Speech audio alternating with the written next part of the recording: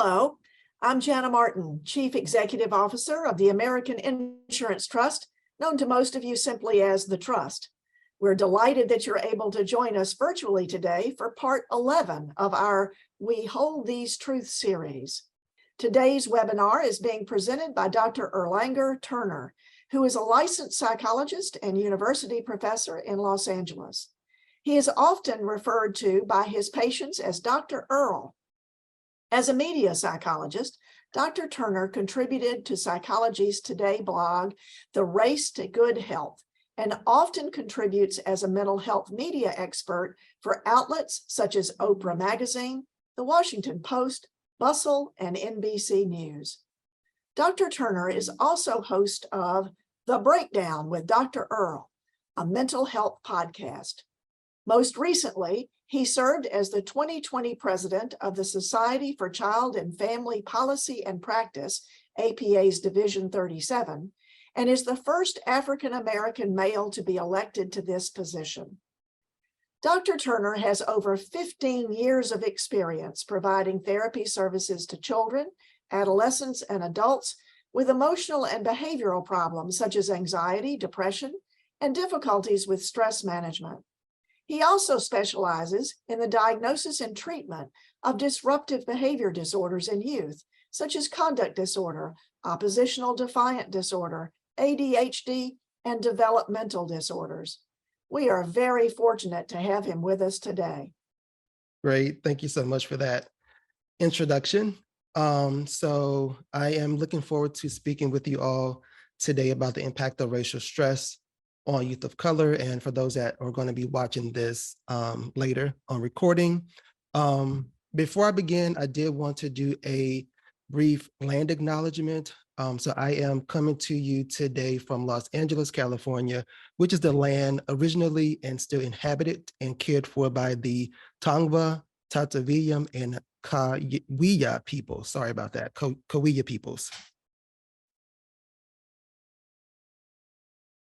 So wanted to note some financial disclosures here. So I will discuss some content from my book that I published in 2019 and wanted to note the financial royalties as a part of that book here. So these are the learning objectives for today. So the workshop, I'm hoping you will be able to identify these objectives here by the end of this webinar. I do want to note that as I give these types of workshops, that I want to remind people that some of the content may be a little bit triggering or emotionally charged at times. And so do what you need to take care of yourself. And I encourage you to take a couple of deep breaths as needed as we process some of the content that is shared today. Another thing I want to reference is that the talk is noted that is going to cover over youth of color. That is a very broad population. And so as we sort of talk about youth of color, some people use the term BIPOC community. I do want to note that that covers a group that may include Native and Indigenous populations, Black, Latino, Latinx populations, AAPI populations, as well as those that identify within the multicultural population as well.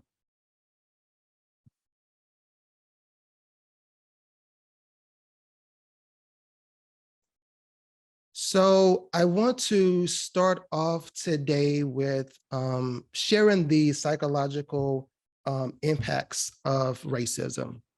So I know that as I give these talks and talk about this information, that one of the things that I want people to recognize is that we first have to begin to acknowledge that within the American society that there is a history of oppression and racism in this country. And despite the progress that we've made, these continue to be some challenges that we deal with. And we do want to recognize the science that really talks about the impacts of racism on communities of color, and specifically understanding how racism impacts youth. And so if we look at the science that has come from decades of research, we know that studies indicate that racism has both short-term and long-term effects on both physical and mental health. And while I'm only focusing on the mental health aspects today, we do recognize that how people experience racism can cause some side effects that may impact their physical health. And these may be some things that you have to process and help your clients and families to be able to cope with as it results to their overall well-being. It's also important that we understand that issues around racism, that these also create some of the health disparities that we see within this country. And so this is another reason why I think that, racism is a public health crisis that we need to be able to address in this country. And so when we look at some of the short-term and the long-term effects of racism on mental health, we know that racism can lead to increased anxiety and depression within youth. This has been documented, for several years. And I think even more recently, as we all lived through the pandemic and the pandemic of racism, we've seen how there have been elevations in poor mental health among youth, and more specifically, mental health among youth of color. And so as you work with youth, it is important that you not only assess some of the psychological outcomes that they may be experiencing, but you also want to be more particular in terms of how you understand and assess for racism and how it's also impacting those individuals that you're working with.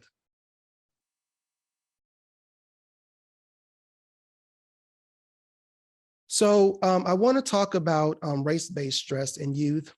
If we look at the literature, there tends to be different ways in terms of how we describe or discuss race-based stress, racial trauma. I also sometimes use the term, as was noted, racial stress. And so I want to acknowledge that as we think about these terms, it is important to recognize that there are some slight distinctions between those things. When one of the questions that I oftentimes try to assess, and I want you to all think about, is how do we understand when racial stress becomes something like racial trauma? And so that is important to recognize that individuals process racism differently. For some individuals, they may have elevated stress as a result of experiencing racism, and others may have more severe symptomatology, which some have described as similar to symptoms related to PTSD in terms of re-experiencing these events. And so that is very different than having some distress as it relates to experiencing racism. So if we look at the sort of general definition as it relates to race-based stress or racial stress, generally this is defined as a psychological reaction resulting from experiencing racial harassment, witnessing racial violence, or experiencing things like institutional racism. Obviously, this is not intended to be exhaustive. There are other ways that individuals may experience race-based stress as well. And so it's also necessary that you understand that racial stress can result from both direct and indirect exposures to racism. And so one of the things that we've seen in terms of the literature is really research documenting that when, let's say, individuals witness police violence within the community, whether that is directly within their immediate community or within the state or even nationally, that those things have been found to impact individuals. And in particular, within some of the research looking at Black Americans, there have been documented differences in terms of how Black people experience racial stress as a result of witnessing these types of violence, racial violence, and that there tends to be no significant changes in the mental health or stress for individuals who identify as white. And so I note that to say that as we think about racial stress, that this does tend to impact communities of color significantly as opposed to our white counterparts. As we understand race-based stress or racial stress, we also know that some of the symptoms that may be exhibited as a result of these things may include things like symptoms of depression or increased sadness, anxiety, as it relates to a number of events. One of the things that I talk about often is that sometimes for youth, they may have anxiety about interacting with people who are different from them or outside of their community. They may also have some anxiety about how their parents or those that are close to them may experience different types of racial violence. And so those are things that you want to be mindful of as you work with different youth. We also understand that some of the psychological reactions related to race-based stress might also include things like low self-esteem, feelings of humiliation, or it may lead to poor concentration or irritability. Obviously, those things are going to impact youth in a number of different ways, such as how they engage within the academic or school environment. Another thing that I want to note as it relates to race-based stress is that studies have documented that youth of color have significant experiences as it relates to racial discrimination. And one study has noted that about 87% of African-American youth specifically, and similar rates have been shown among Latinx youth in terms of how they experience at least one incident of racial discrimination within a given year. And so that's important to recognize because those are things that we want to be mindful of in terms of if youth are experiencing these things at least once a year, it's probably more frequently that they're experiencing these than we actually know or understand. The other thing I want to sort of highlight here, as I mentioned, some of the ways that racial stress may experience youth is that research also documents how things like racial microaggressions are also associated with increases in terms of racial stress. And so even the subtle forms of racism that we see in this country today can also impact youth. And there has been some research that's noted that for Black and Latinx youth, when they experience racial microaggressions, that it's even associated with increases in suicidal ideation. And so that's been something that I've spoke about more recently as we think about how suicide risk and death by suicide has been increasing within communities of color, specifically among Black youth. And so those are also some other things that are really important to assess and understand as you're working with these populations.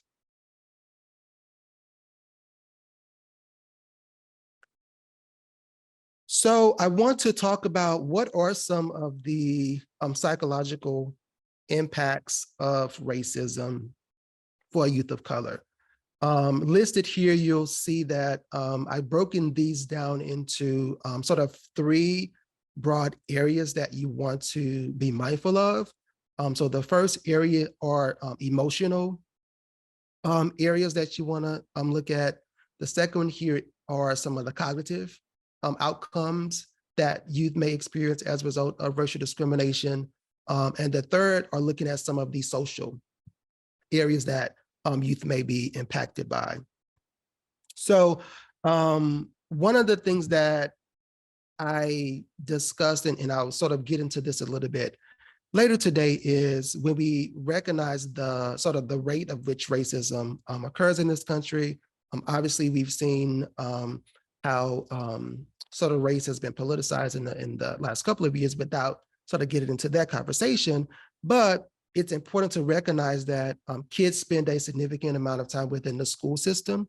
And a lot of racism, unfortunately, occurs within that environment and within that context.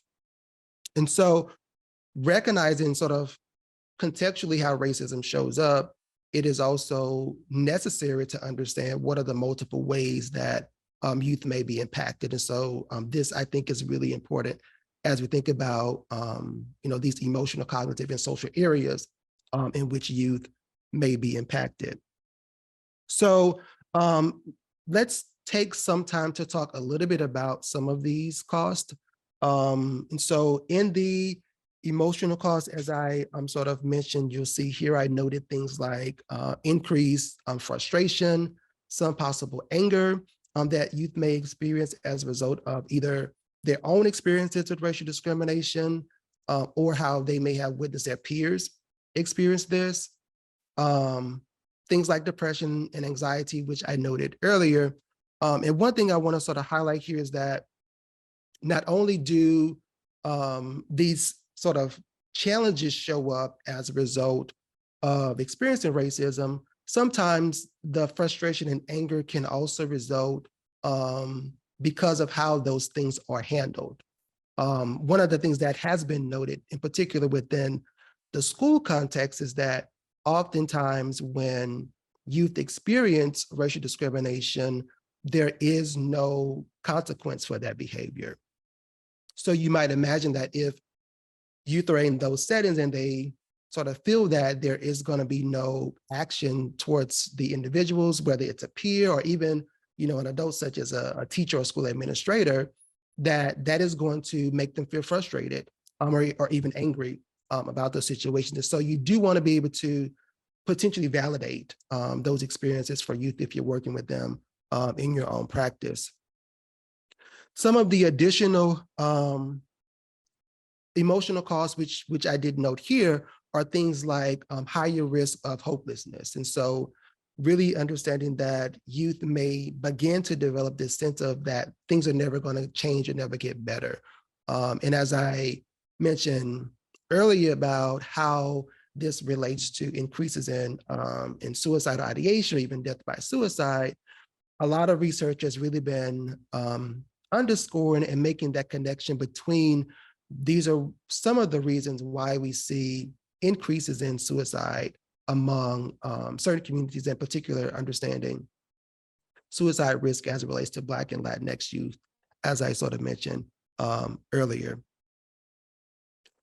We also know that other examples in terms of the cognitive areas might include increased negative thinking. That negative thinking can be as it relates to themselves or about their future, lower self-esteem that youth may experience in terms of their inability to feel like they can be successful or that they're always being attacked because of their skin color or features of their sort of face or hair.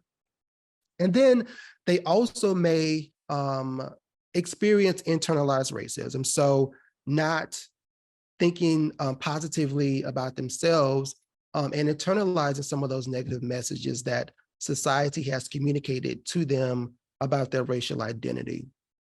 And those are things that you want to be cognizant of when you're working with of youth from different backgrounds or communities. This also may result in self-hatred in addition to some of the negative self-esteem that youth may experience. So you do want to be able to sort of explore and assess, as I mentioned, all three of these areas, but in particular, some of the things that may show up more internally for these youth as well. And then the final area here are some of the social cost. So a lot of research has really indicated that when racism occurs, that it can result in social segregation. And so let's say there is a racial incident within the school system or even in the community, then individuals may be more likely to self-select who they decide to engage with socially. So you may begin to see after some of these experiences that youth are now more likely to only engage in social interactions with peers that are from their own community. And that may be the result of feeling like they can trust those individuals more than those that are outside of their community. We also see that racism can also impair trust within communities. And so thinking about youth within the school system, going back to that example, that if they see how teachers are not addressing some of these incidents, let's say if peers are engaging in using discriminatory language or even discriminatory behaviors, then they may not trust the teachers or the school anymore. And that can also show up obviously in how parents may feel like they can trust those systems as well. So I think all of those things are really valid and important to recognize, because if you see that you're working with the family and the parents are less likely wanting to sort of engage with the school system, it might be helpful to really explore what are some of the ways that things like racism or mistrust are related to why they want to sort of disengage with those environments.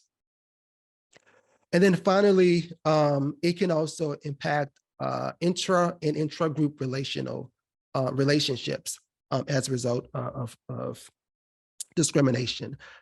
This can create environments where there is misinformation. So, going back to the social segregation pieces, if you're not engaging with others that are different from you, then there may be some misinformation about those communities as a result of that. There may be misunderstandings as a result of these relational difficulties, and there can be miscommunication that also occurs in those environments. So again, while these are some sort of broad areas, this is obviously not the extent of which youth may experience, different emotional, cognitive, or social costs that are not identified here. Really just wanted you to keep in mind that as we think about these psychological impacts, that there are other things that you want to be mindful of outside of just some of these emotional costs, which I think oftentimes we may more likely focus on some of those emotional aspects of racism, as opposed to thinking about some of these cognitive or social areas that we also want to be able to assess and understand.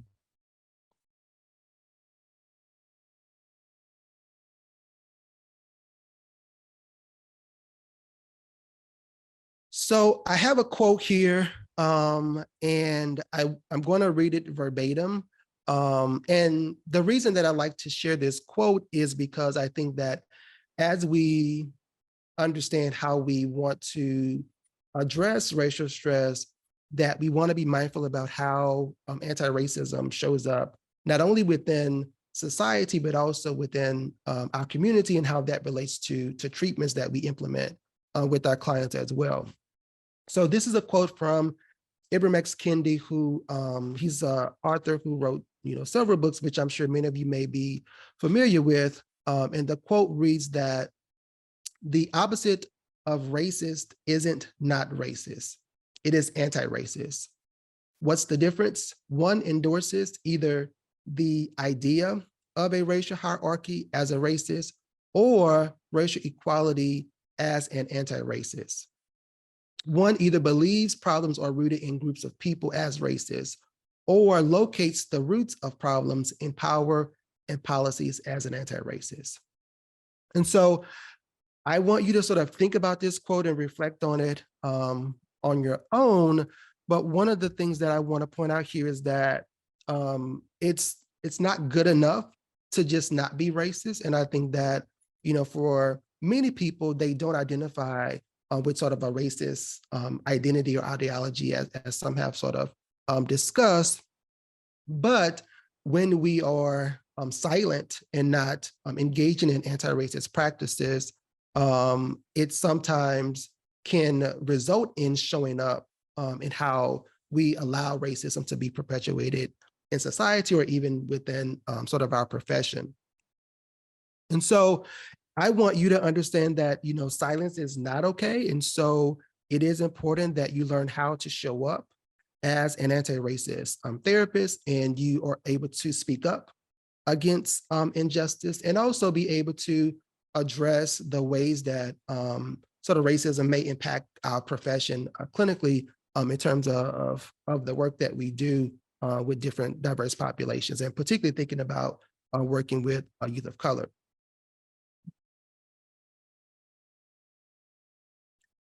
So I want to take some time with the rest of the time that we have here to really talk a little bit about what are some of the ways that we as clinicians and researchers can work towards reducing and managing racial stress in youth of color. And so for many of us, if you're not working within a school environment per se, you may be working with as a consultant within a school. Let's say you have a family that you're working with, and so now you need to collaborate with the school system to address the needs of that child. Or it may be in ways that you just sort of work sort of parallel to working with the student who is also getting services within the school environment. And so one of the things that is noted is that in order to address racial stress with youth, you do need to use a trauma-informed lens. And I know that this is something that, you know, for many of you here today, or that may watch this later, how we engage in trauma-informed practices are really important when we think about addressing racial discrimination and racial stress. And so in particular, thinking about addressing racial trauma, let's say within the context of a school environment, that it is important that you use what is noted here in terms of a whole school lens to address this critical step towards healing. What happens is that many schools are unfortunately addressing challenges as it relates to sort of racial stress or the impacts that may show up from some of these emotional costs that I discussed earlier, using a one-size-fits-all type of approach in how they select mental health interventions for the youth. And in many cases, they don't consider the students' cultural context in addressing those particular needs. So whether that is the type of intervention that they use or how they may be addressing sort of racial dynamics from a larger context within the school environment. And so as we sort of think about youth of color and their needs, we understand that interventions do need to improve their overall emotional well-being, but we also understand, as I noted, sort of the high percentage of youth that experience discrimination within the context of the school, that it's also necessary that in order to reduce racial discrimination within that context is one approach. Obviously, if you remove racism and discrimination within that school system, it is going to reduce the likelihood that youth might experience racial stress. We also want to make sure that the school systems are promoting positive attitudes about diversity. And so I know that as we've seen in the last year or so, that some schools are not the best, I would say, at promoting positive attitudes around diversity. And so obviously, in my opinion, that can lead to higher risk for youth of color experiencing racial stress within those particular environments. And so as you consider, even in your role as a consultant, or if you're working with youth individually in your practices, having some ways to increase the use of culturally responsive, trauma-informed, and resilience-based interventions are going to be important to transform and implement preventative measures across the context within the school. And that includes not only just sort of addressing individual needs of the youth within that context, but also thinking about how you are working to address things with leadership within the school and their thoughts about diversity, thinking about teachers and staff, as well as how you're getting parents and families involved within addressing sort of this whole school perspective as well. So we can't just sort of address racial stress individually, sort of from the youth perspective. We also need to think about all of the other people that they engage and interact with as part of the approach to addressing racial stress with youth as well.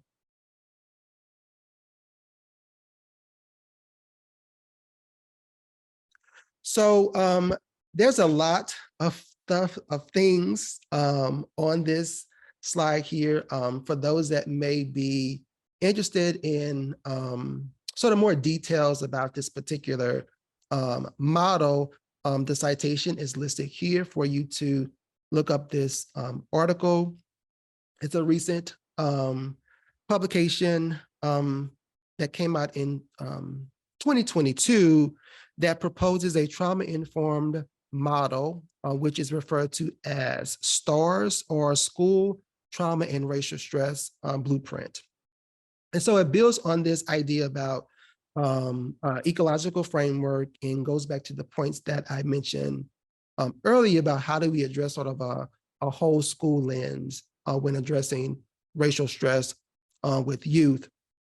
And so this particular model integrates the framework to address racial stress, which is critical to promoting racial equality within the school context, as well as healing-centered approaches, particularly looking at the K through 12 system, which are going to be most of the youth that you may be working with.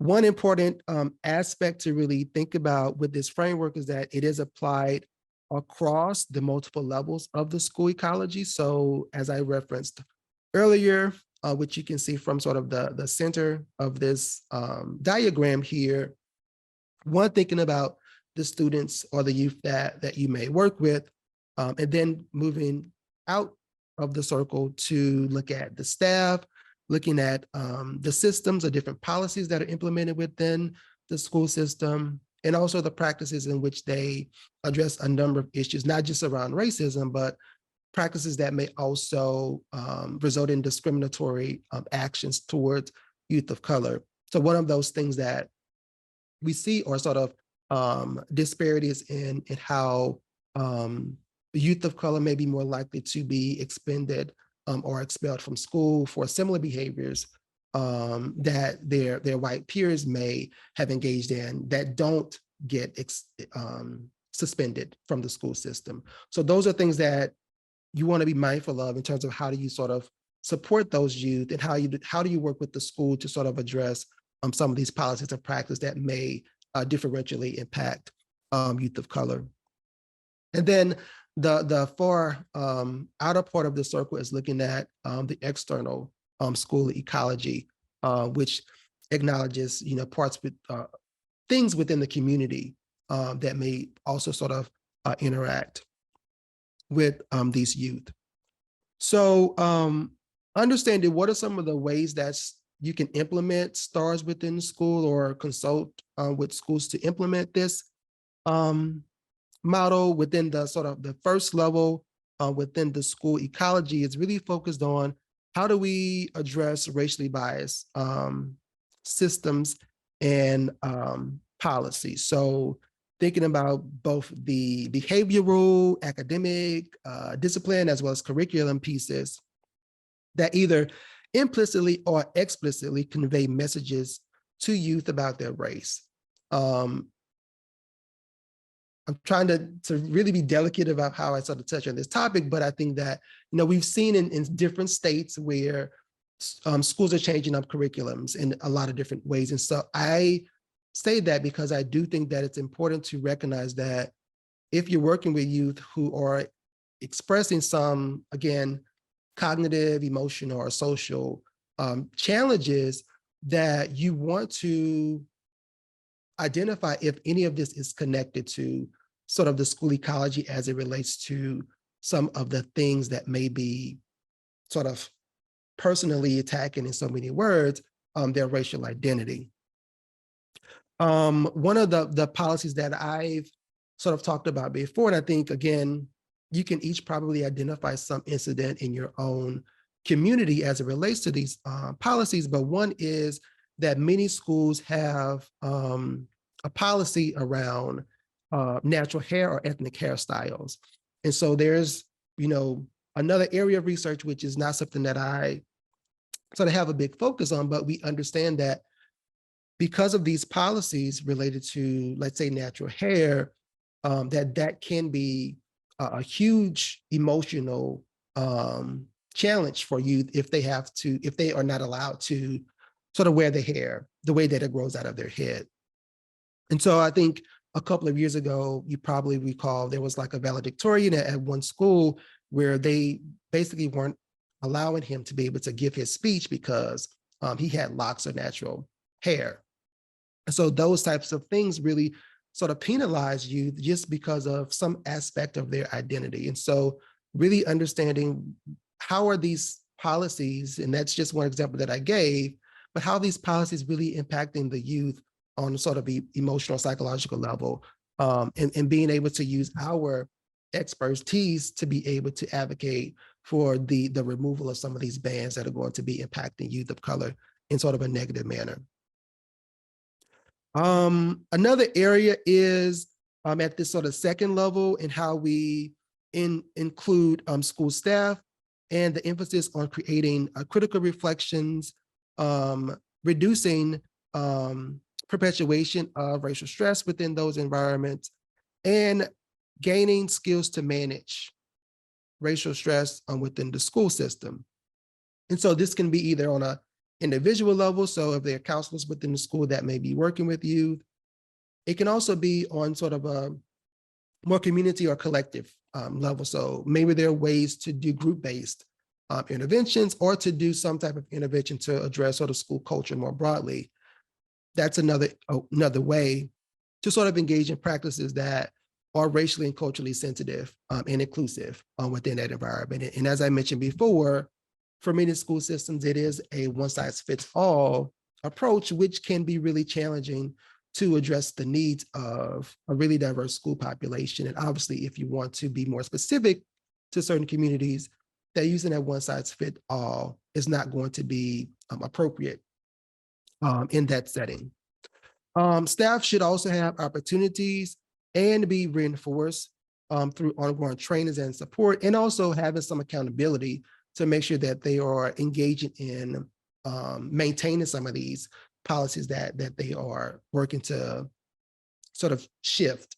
And we know that things like, if we're doing some type of training around, cultural sensitivity within the school system in terms of the curriculum, for example, that is going to require teachers to not just go to this one training to change their behavior. So there has to be ways to have this ongoing support as well, which may be some of the ways that you are involved in this work through consulting with schools around some of these challenges. The third area here is looking at sort of students. And so obviously students are a central part to the school ecology. And so the focus here is how do we equip students to identify and think about racial injustice and other forms of oppression within the school environment, and also providing them the skills to be able to respond to things that may be discriminatory that they experience. So oftentimes for many youth, they don't know what to do in situations if they experience some type of racial discrimination in school. And so are there ways that schools can identify, a policy, practices for youth to be able to support them to respond to that? Maybe it is getting some adult to sort of intervene in the situation. Maybe there are other ways that youth can advocate for themselves that also need to be sort of discussed and given them those tools as well. We also want to work with youth to foster healthy self-concepts and anti-racist identities. So obviously a lot of the things that I've sort of mentioned focus on what are we doing to support youth of color, but we also want to recognize how their white peers also need to be involved in some type of anti-racist socialization. And so again, that's getting into sort of a larger issue in terms of sort of parents and their involvement within some of this. But I think that there are ways that, we have students learn about other things where parents sign off a permission slip to get them, involved or allow them to be involved in certain discussions. within the school environment. And so I think that's another area that we can be supportive of schools in terms of how do we create these opportunities where youth can also be youth can also learn more about how to be anti-racist, within the school system, but obviously that should carry over into other contexts as well. And then being able to work with youth to build cultural pride, as well as appreciation for other groups. And some of this might be done, formally. So there's some type of curriculum that can be used within the school environment, and others may be informal methods. So opportunities to engage in self-reflection or discussions about different topics or different identities and communities. Those can be ways that can also support and promote racial healing within that school environment. So I'm not sure, that the chat feature isn't enabled for me to sort of engage with you as much, but I think that the information that I share that is helpful for many of us, whether we are working directly within the school environment as like a school counselor or a school psychologist, but also those that are working with youth in our practices or in the community, that these can be things that we can have some awareness of, that we might be able to help parents advocate for some of these things as well. So it's not always the things that we may do directly, but also obviously the work that we can do with families to be able to support and empower them are also really important pieces of addressing racial stress, particularly within the school environment. And I spent a significant amount of time talking about schools because obviously youth spend a lot of time within the schools. And so we do want to be able to recognize what are the ways that they may not only experience racism within this environment, but also how we can be supportive of schools through our work with addressing these things as well.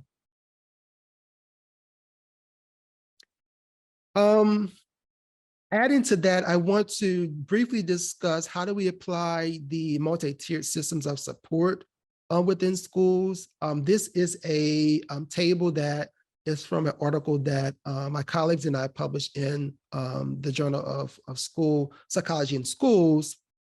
And for those that may be familiar with the tiered system, I mean, this is pretty probably self-explanatory to you, but for those that are not involved within the school system and understand sort of what this multi-tiered system looks like, the way that it is broken down is that tier one is usually looking at these more universal approaches within the school. So every student sort of gets this particular type of intervention.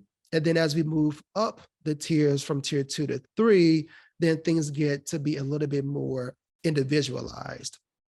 And so I want to sort of reference that because I think that, I don't know, but I'm assuming that majority of you may be in clinical practice and working within sort of either group or solo practices or maybe in community-based clinics. And so if we look at this multi-tiered system here, that many of you may be intervening at the sort of tier 3 level, either as a clinician, or if you're working with schools, you may be working with them from an intervention perspective within this tier 3 level, where you're doing more sort of individual based support for youth of color.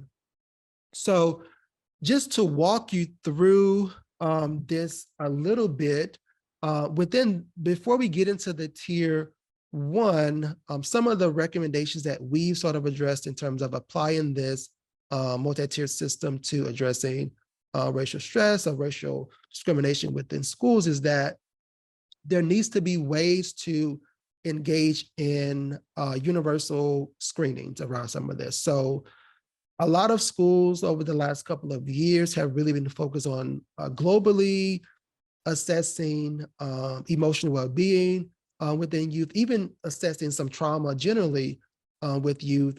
Very few will assess sort of school climate as it relates to ethnic and racial groups or racial discrimination more specifically, or assessing for, let's say, something like racial stress. And so I think our recommendation is that as you are working with schools or consulting with schools in some type of manner, that you want to be able to help them to identify what are the ways that they can improve their sort of universal screening process to monitor, maybe even globally, what percentage of youth in the school system feel that it's not a positive racial climate within the schools, or the degree to which youth feel that they're experiencing a racism or discrimination, either from a peer, teachers, or both, or multiple ways that they might experience that. It's also helpful to also not only just look at some of these negative pieces, but also to assess for protective factors. So what are the ways that youth feel supported, or maybe the ways that schools have supported youth in some of these instances? So how do we follow up with youth from racially diverse communities and screen for positive mental health concerns as well?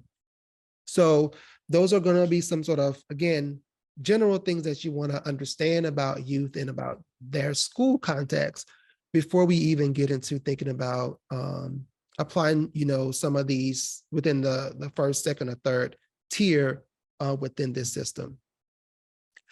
As we get into interventions within, let's say, the tier 1, we want to understand, again, how do we address globally youth within that school context? So every youth within the school get this particular intervention. And one of the things that we've sort of recommended is to promote a positive racial school climate. So one way may be able to help all youth to identify culturally affirming schooling using micro affirmations to create culturally affirming schooling environments. So what are the ways that you can work with youth to be able to identify, positive messages for themselves about their identity to help create this sort of culture of affirming environment within the school system? There also may be ways to improve social and emotional learning programs within the school environment to make sure that they are addressing things from an equitable perspective, and again, not just sort of this one size fits all approach when you're working with youth. The second area here is to look at how do we engage in culturally responsive intervention. So are we increasing cultural salience of the interventions that we're implementing, within this second tier here? So this may be providing programs that promote positive racial identity. So those are going to be things that may be particularly important for youth of color in those programs. And again, it may be helpful to have ways that parents are engaged in that process as well. So again, thinking about the STARS model, where we're supporting the youth in the school, but also the other areas, such as parents and teachers, it may be important and useful to integrate those individuals within this tier 2 system as well, not just focusing on the youth. Another piece to keep in mind about this tier 2 interventions are that these can be some group-based types of approaches. So let's say if you're implementing a group around positive racial identity, those can be things that can be helpful to address racial stress, or even the cost associated with experiencing discrimination within the school system. And then the final tier here is engaging in these culturally responsive psychotherapies. So how do we engage in cultural self-reflection using things such as the addressing model when we're working with youth to understand other aspects of their identity, not just focus on sort of the race, ethnicity component, but other sort of intersectional factors that may be important as well. And for those that may not be familiar with the DSM-5 culture formulation interview, that can also be a really helpful tool when you're working with youth and their families to engage in psychotherapy. So one of the things that I think is really helpful from that culture formulation interview is really being able to assess and understand aspects of the person's identity or experiences that may have impacted their mental health or their decisions to seek treatment or to intervene using therapy. And understanding if these families or individuals have experienced things like, let's say, discrimination or microaggressions from or within the microaggressions within the context of the therapy environment, that might impact their willingness to engage in this sort of tier 3 sort of intervention approach. So that's something to be mindful of. And then the final point that's noted here is, how do you incorporate cultural knowledge into treatment planning? And so as we engage in more cultural humility within our profession, it really is important that you integrate this throughout your treatment and intervention process, and not just sort of using this as a way to engage and develop rapport with the clients that you're working with. So I want to briefly go over this little sort of case example here. So while we can't engage as much, I do want you to maybe think about this scenario and sort of how you might respond. And then I'll share a couple of things that I want you to sort of think about as it relates to some of the areas that I've discussed earlier today, and then going into some of the additional ways that you can sort of intervene when you're working with youth of color. So in this case, I'm going to talk about the case of Jacoby, who is a 9-year-old African-American male. So recently within the school, he experienced a racial slur from a peer. When his teacher witnessed the situation, they immediately intervened to let Jacoby's peers know that the language was not appropriate. The peer was also told to apologize to Jacoby for his behavior. However, no other actions were taken at the school. Jacoby later told his parents about what happened at the school, and they were upset because the school did not inform them about the situation. As a result, the parents decided to schedule a meeting with the teacher and the principal about the situation that occurred at school. So again, think about for yourself, what are some of the issues that you sort of see in this case in terms of what happened with Jacoby, how the school responded to the issue, and then how you might sort of address, potentially address this if Jacoby came into your office. So obviously there's a lot of stuff that's here in terms of the information that I shared today, but I want to sort of focus on sort of two broad questions that I'm sort of going to walk through a little bit as you sort of think through these questions as well. The first question is, how might this experience at school negatively impact Jacoby? So thinking about some of the psychological cost that he may experience as a result of that incident.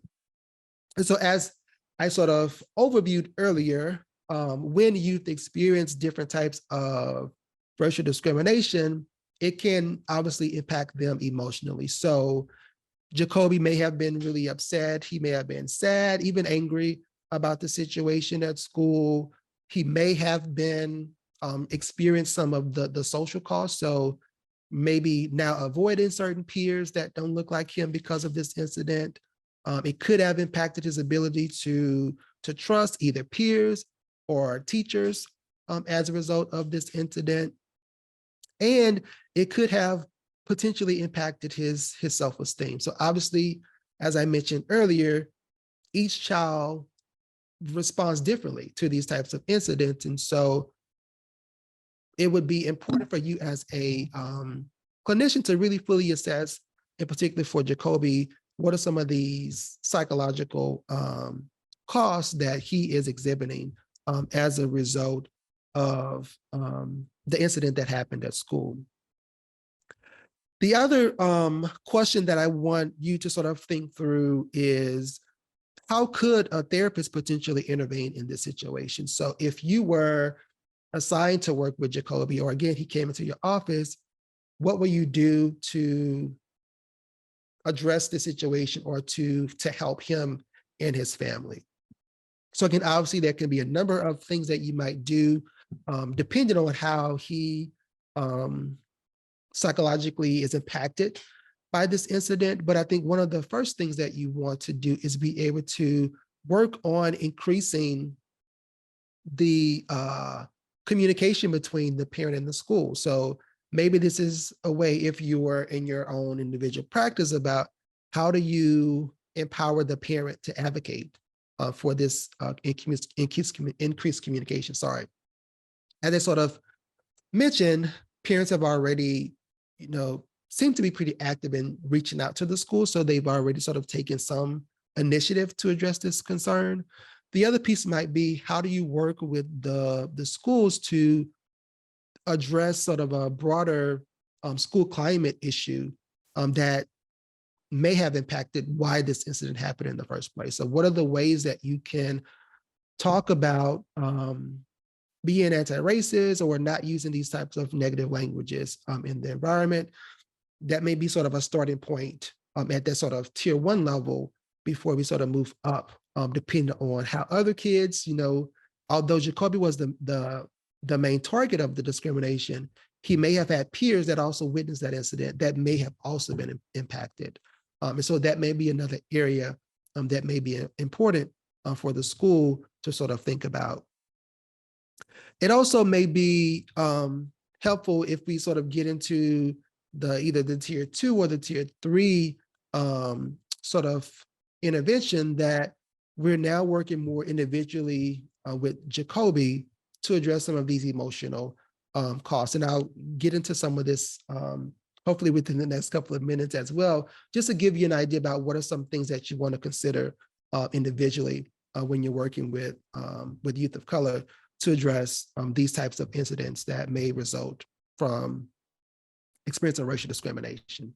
So hopefully I at least identified a couple of things that maybe you've thought about yourself, but also as we sort of go through the rest of the presentation, that you can really think about whether you see you could potentially also intervene in your own work with individuals similar to Jacoby. So I want to talk about a couple of other practical strategies for responding to racism in your own work.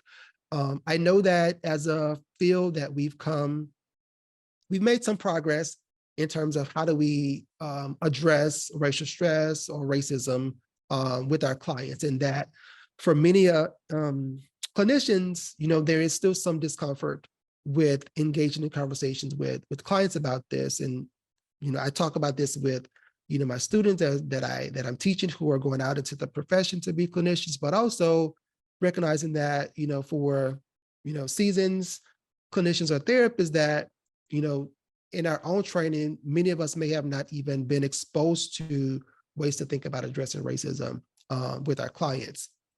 So I think this particular list comes from a book. So not giving a plug, I don't make any money off of this, but I wrote a chapter in this book called Eliminating Race-Based Mental Health Disparities, which is edited by Monica Williams, Daniel Rosen, and Jonathan Cantor. It came out in 2019. And if anybody, wants the particular source, definitely feel free to reach out to me. But these particular strategies, I think, are important to consider as you want to address racism in your work. One is understanding that as a therapist, you want to be able to learn and understand how racism today is very different from racism in the past. And so really doing your own work to understand, the experiences of more sort of covert versus overt racism that individuals may experience, and also understanding that those things and microaggressions can really impact the individuals that you're working with. Two, be able to accept that, it's really important to not avoid these conversations around race and racism. And I know that, there's a article that came out a couple of years ago that talked about, for many clinicians, even though they are multiculturally sensitive and engage in cultural humility, that sometimes that they still don't feel comfortable having these conversations because they don't feel prepared. And so really accept that every person is going to be different with having these conversations, but it will take some time and some work to make sure that you begin to get better as it comes to these conversations. Begin to get curious, so explore, begin to get curious about your own stereotypes and bias, and be able to learn how to deal with those things. So one of the things that we talk a lot about as it relates to, culture sensitivity, is that we need to understand our biases. And so one of the things that I often tell, my students, for example, is you need to check your bias at the door. Every time that you're working with a client, we have biases that show up. We're human. And so it's not about just sort of not having the bias, but also recognizing what that bias is, and then not allowing that bias to impact the work that you're doing. And that's a really important piece that you want to remember. You want to commit. So get active and be part of the solution. So how can you become more anti-racist in your own work? So maybe that's doing more advocacy work. Maybe it's being able to shift how you are getting trained in implementing interventions that are more culturally sensitive for the communities that you're working with. And then finally, connect. So how do you begin to forge relationships with others that are different from you? So this may be, going in more in the community, offering workshops. Maybe you're donating some of your time in some of these spaces. Those are going to be really helpful ways to understand sort of what your clients and youth of color may be experiencing, but also to make those connections and improve those relationships with those individuals as well.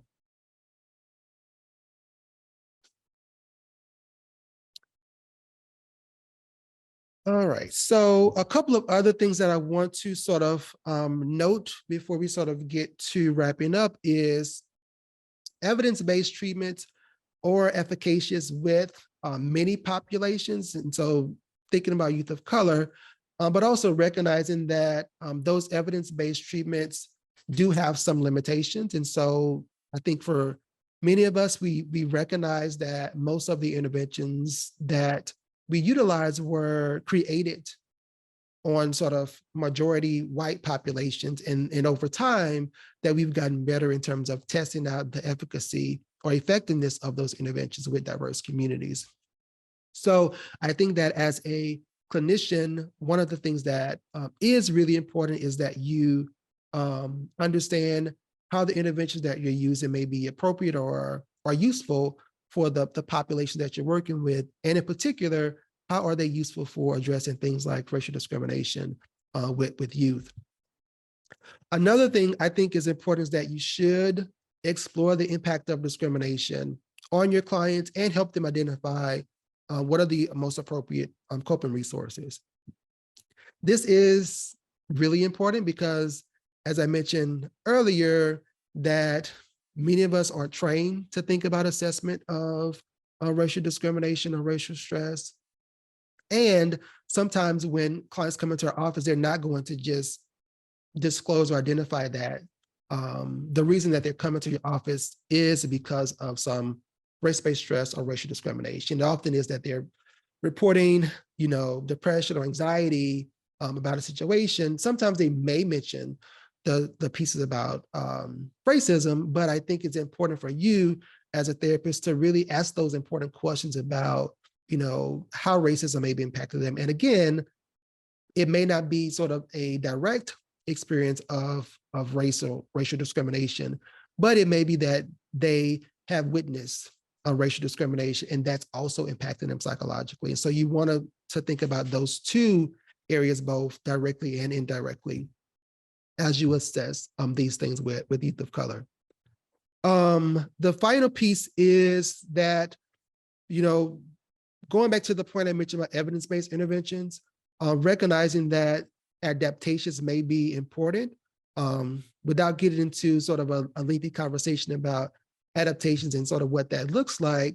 I want to note that there have been some emerging research over the last couple of years that really have identified ways to adapt specific interventions with youth, particularly as it relates to racial stress and racial stress. And I noted here on this particular slide about racial stress with Black youth or African-American youth, which I'll talk a little bit more about. So I think that oftentimes the research on racial stress tends to focus primarily on Black African-American communities. That is not to say, as I started this with, that other communities don't experience racial stress.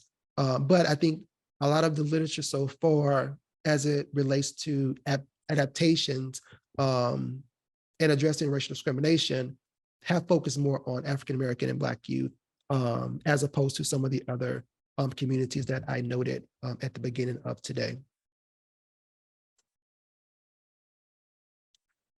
So obviously, for the sake of time, I won't go into a lot of detail about this here, but the citation is noted on the slide if you want to read a little bit more about trauma-focused CBT and its adaptation for working with Black youth. And this particular adaptation integrates racial socialization. And so it really centers the importance of unique cultural experiences and the needs of families while going through these practice steps that are consistent with trauma-focused CBT. And then it contextualizes these areas with racial socialization for Black or African-American youth. So it is suggested here, as you can see in some of the examples, and I'll go through a couple of them, but not, again, all of them in entirety, but really suggesting that if we include racial socialization messages and practices within trauma-focused CBT, that it can be helpful for addressing some of the psychological impacts that youth may experience. So just looking at, let's say, this, the R, so the relaxation component of trauma-focused CBT, in the traditional method, that may mean to provide clients with skills to use in different environments to manage their distress. So maybe you're using some type of breathing exercises. If we use cultural considerations and integrate racial socialization pieces to that, for Black youth, it may be sort of assessing their beliefs. So ideas about, having to work twice as hard as other youth, and how the child and the family can relax and cope with the stress. So are there some spiritual pieces to that or religious pieces to that? So if they engage in prayer, for example, can you work with them to think about how that can be a component of that relaxation for them and to reduce some of the symptoms that may be associated with racial stress for that individual? Some other examples, again, sort of thinking about the model within trauma-focused CBT is, let's say, within the sort of in vivo area where traditional approach may separate harmless trauma reminders and triggers from the fears, that in the sort of adaptation version of this, allow the clients an opportunity to practice the skills that will reduce these negative cognitions, emotions, and behaviors in response to future triggers as it relates to racial encounters. And so again, broadly, you can sort of get an idea about the ways that this sort of modification can be helpful. One of the other things that I spend some time talking about, and I think is important for clinicians, is that how do you support parents in having these conversations with youth of color? So there's a lot of research that talks about parents of color more likely to engage in having sort of the race talk or race conversation, or engaging in racial socialization with their kids and prepare them to experience some type of bias or discrimination. But there also are some parents that are really afraid or nervous about having these conversations, or they don't know sort of when they should begin, having those conversations. So I think it's important for you as a clinician and therapist to, one, understand that kids at a very young age begin to have a concept of race. And what's noted is that, kids as young as 3 can be able to understand some of those dynamics. So you can, again, in a developmentally appropriate manner, begin to have conversations with kids at a fairly young age, but it may be helpful for you to sort of support parents through that process. And so some of the things that I think are really helpful is, one, how do you encourage parents to talk with their kids about these types of experiences? And one sort of suggestion that I offer is that it really is helpful to begin these conversations with trying to gather and understanding about the youth's experience with that before we sort of give our perspective about it. So how do you ask questions of them to really understand sort of what they know about racial differences, what they know about sort of bias or discrimination, and then be able to sort of go from there based upon the child's needs to have these conversations. There are also a lot of tools available. One I'll mention in a second about how do you support parents in having these conversations. And so the American Psychological Association has created a website that's been around for a number of years that offers some tools for parents about how do you use conversation starters, for example, or what are the ways that you can use books or even activities like museums to begin to have conversations with kids about racism and discrimination. And then another really important piece is, how do you engage in racial and ethnic socialization? So it really is helpful to promote a positive sense of the child's racial identity. And those may be some ways that you can support parents in identifying what's the sort of the appropriate or the best way to be able to do that. And one of the things that I think is really helpful when understanding racial socialization is, part of it is preparing kids to experience bias or discrimination, but another really important piece of it is supporting positive identity. And what are the positive things about your culture and community? And so you do want to make sure that there's balance and that you're not focused mostly on the sort of preparation for bias pieces or experience of discrimination, because some research has documented that when you sort of approach racial socialization from that perspective, that it can result in leading youth to experience more sort of anger, frustration, or some of those emotional sort of impacts if you don't integrate the other positive aspects of the racial socialization pieces. So a couple of takeaway messages that I want to just sort of overview as we sort of wrap up today is that youth of color may witness experiences of racial discrimination, sometimes on a fairly daily basis, so at a pretty high rate. And so all of that to say is that we want to be able to really assess and check in on youth in terms of how they may be impacted by racial discrimination, whether that is, directly or indirectly. Also, school staff and personnel or key stakeholders in reducing racial stress. And so, as I sort of mentioned with the STARS model, that it's not only just addressing or helping youth sort of cope and address symptoms related to racial stress, but how are you addressing some of these policies and practices within the schools that also may be really pivotal to reducing racial stress for youth of color.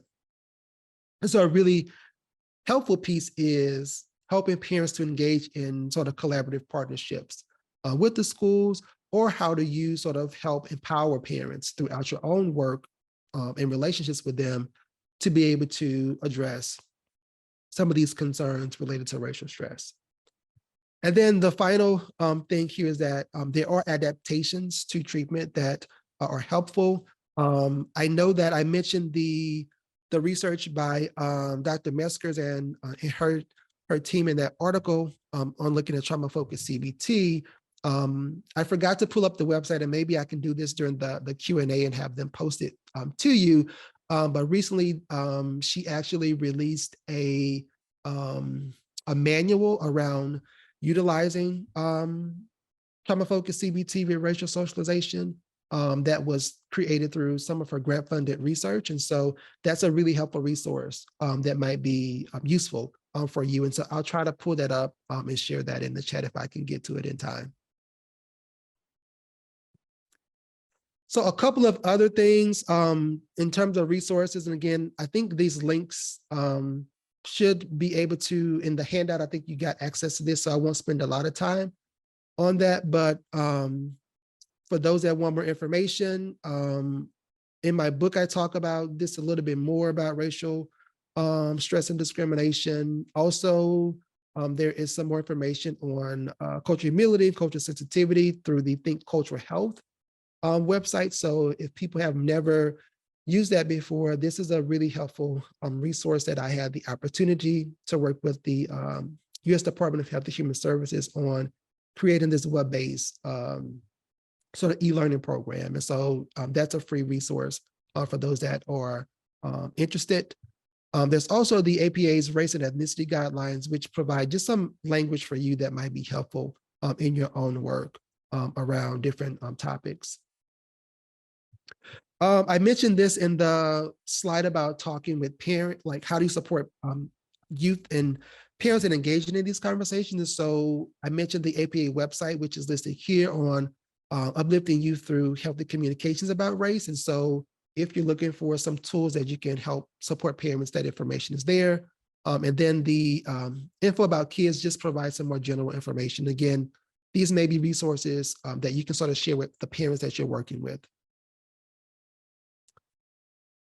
And just sort of finally ending, for many of you who knew Dr. Joe Johnson, who was a trustee of the trust at the time of her passing, I did want to take a moment to remember her today. I met Dr. Joe Johnson several years ago when I was a graduate student and was beginning to get involved in some leadership work with APA. And so it is because of her that I'm here today, because she literally reached out to invite me to do this workshop several months ago before her passing. And so I wanted to take a moment to remember her today. Well, thank you, Earl, very, very much for that acknowledgement. I was thinking when you started today how I wish Joe was here, but then I thought, but she is. Yes. And she was very, very excited about you being a speaker and enjoyed working with you. So thank you for that tribute. I also want to thank you for the wonderful presentation, and we have a lot of questions. Of course, we'll only have time to address a few of them, but let's start with this. As a middle-aged white woman working with diverse youth and families all over California, what are some trauma and racially informed questions I can ask to get to know more about the diversity in their school environment and their community? Yeah, that's a really great question. So I referenced the DSM-5 coach informant interview. So I think that for those of you who are sort of beginning to learn about having these conversations, that is a really helpful resource. So I don't recall specifically what the language is in there, but I share with my students because I think for people who have not had a lot of conversations with bringing up topics around diversity or racism, you can feel unprepared.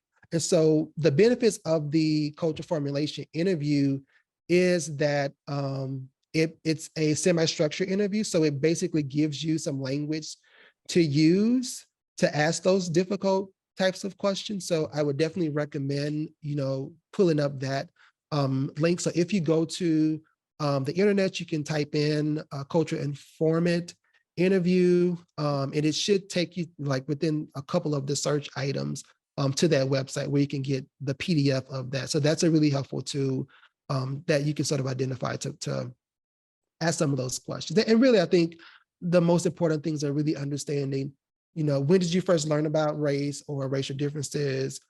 How has your family been impacted by sort of discrimination, or how have you witnessed, people in your community being treated differently based upon their race? I think those are some general questions that might be helpful to get some of that information. Well, thank you. Here's another one. I'm grateful for your presentation. I'm curious if you're familiar with Sheena Mason's theory of racelessness, and if so, what are your thoughts? I am not. So I will have to do some homework myself and learn a little bit more about that, but I'm not familiar with that particular theory. So I apologize. I can't really speak directly to that. Okay. Here's another one. Yeah, before you get to the next, I did post the link, so maybe you all can share that about the trauma focused CBT manual. So I put that in the oh, great. Very helpful. Very helpful. Can white professional psychologists be effective in supporting and training students, teachers, and families of color, given many of the historic trauma impacting families of color and lack of trust which has evolved? Yeah, I mean, I think so. I think so. One of the things that I talk a lot about is the importance of honesty. So when you're having these conversations with those communities, do acknowledge, one, the limited knowledge or even experience that you may have with those communities, and the ways that you feel like your expertise can contribute to be helpful. So I think sometimes, we're trained as clinicians to say, I understand this might have been hard for you. Like that's that therapy talk that we sometimes use. Well, sometimes, we haven't had those experiences, let's say as a white person that client has had. And so you can't really say that you understand what they're going through. And so I think it's important that you really be honest and speak truth to that, to say that, I don't understand your experiences or what that's like for you, but maybe we can talk more about that and you can help me understand. So I think that's a different approach to enter that space than coming in to say like, you're the expert and you know everything about, this topic because of your sort of clinical skills and training, but engaging again, cultural humility to say, I don't know, I'm hoping to help you to address these things, but this is sort of where I stand in terms of my positionality. Yeah, and it certainly shows a sign of respect for the other human being that's across from you. So Absolutely. getting to know, so that's good. One more question.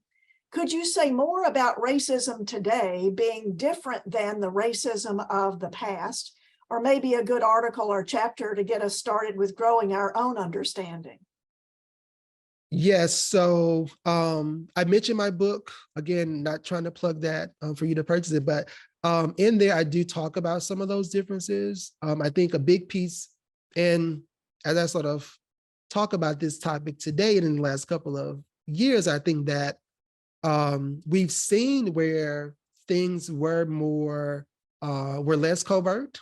And so it's harder to identify whether it was sort of racism. And I think that sometimes when clients bring up these issues, again, one of the caveats or cautions that I tell, clinicians or, my students in classes, that when these things come up, really be cautious about over processing that experience for your clients to say, well, maybe this other situation could have been why this happened, and it wasn't them being sort of racist. So the client knows the experiences, they know what happened. And so I think it's really important that you validate those experiences for your client, instead of sort of getting into this sort of therapizing language where we want to process, sort of how they got to that space.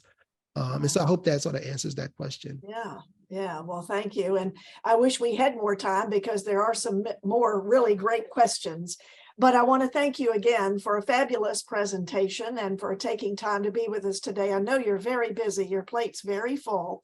So thank you for making space and time for us.